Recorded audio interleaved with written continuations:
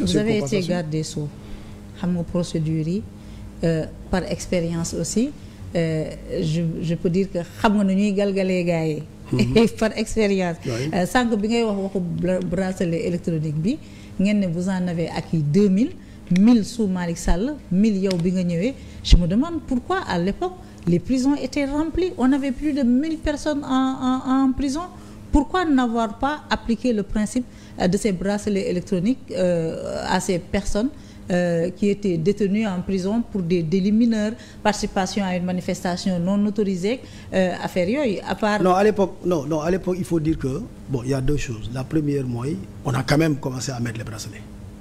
Bi ma gisee sax mu yéex parce que les procureurs étaient hésitants. Parce que xam nga fii magistrat yi parfois li ñu tàmm c'est le mandat de dépôt.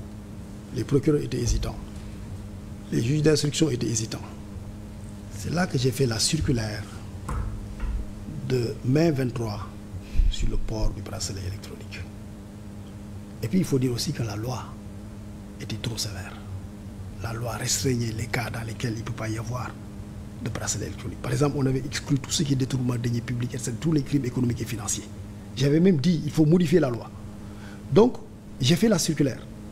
J'ai organisé une réunion de parquet national, pas réunion de parquet Dakar, hein.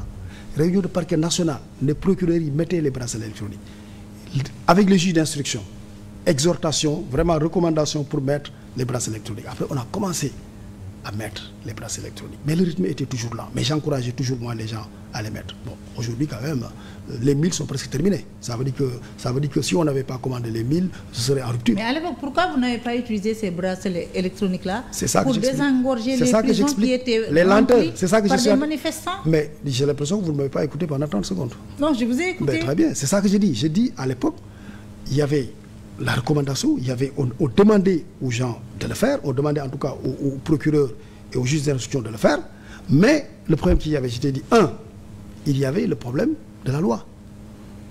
Il y a des cas dans lesquels on ne pouvait pas mettre de bracelet électronique, premièrement. Deuxièmement, pour ñooy wax noonu, mais ñu bëri ils ont été éligibles au bracelet électronique. Par exemple, si vous prenez les dirigeants du PASTEF. Oui, il y a eu Waly Diouf Bodian, oui. El Malick Ndiaye, il y a eu qui encore? Beaucoup, parce qu'à l'époque, moi j'avais dit aux procureurs, aux magistrats, bon, il y en a qui refusaient.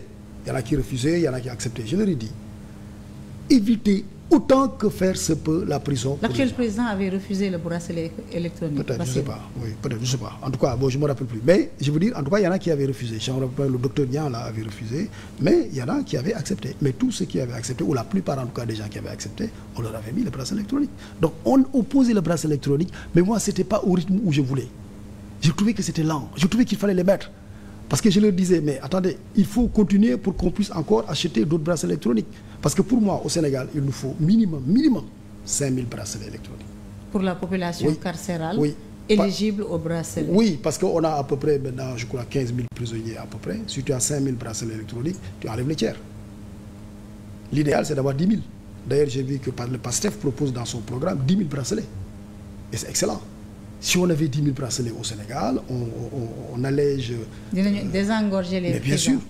Et moi, c'était ça mon ambition. D'où, sur instruction du président, on avait, à l'époque, fait en sorte d'avoir au moins, pour le Sénégal, 2000 bracelets. Au moins.